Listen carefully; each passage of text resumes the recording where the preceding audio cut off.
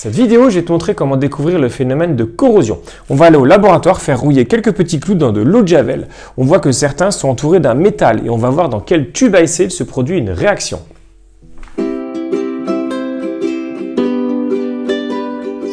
Nous sommes au laboratoire, donc nous avons besoin pour réaliser cette expérience qui va nous montrer et faire découvrir le phénomène de corrosion de 3 tubes à essai, un tube à essai A, un tube à essai B et un tube à essai C. On a également besoin d'eau de javel dans un bécher, de clous en fer, d'un petit morceau de cuivre et de quelques petits morceaux de zinc.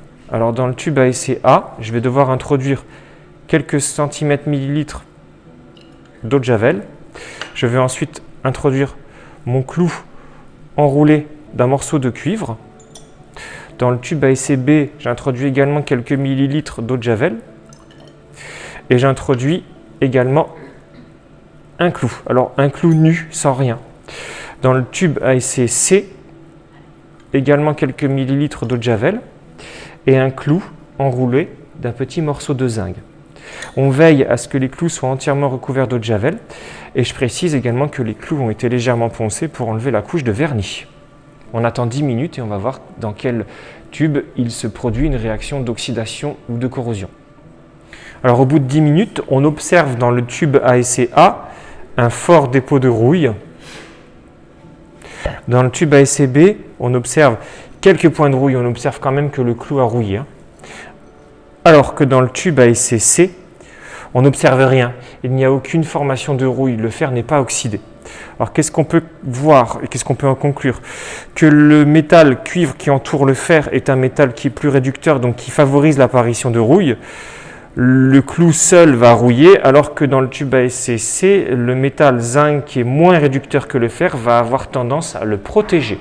Au laboratoire, nous avons pu observer les différentes réactions qui se sont produites dans les différents tubes à essai. Je te rappelle que dans le tube à essai B, nous avions en présence du clou en fer de l'eau de javel et nous avons observé quelques petites traces de rouille que je te mets en haut à droite de l'écran.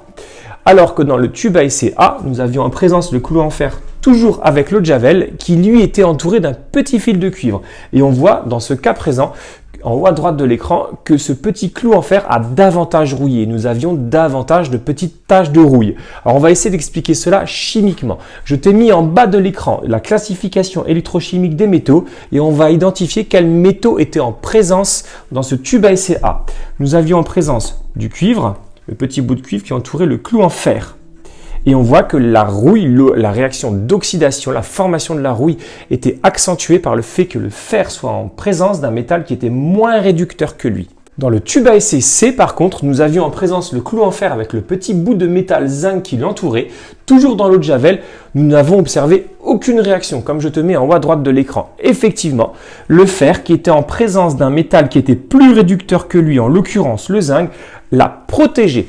Le métal zinc a protégé le fer. Voilà, je viens de te montrer comment découvrir le phénomène de corrosion. Alors n'hésite pas à t'abonner si tu souhaites voir d'autres vidéos.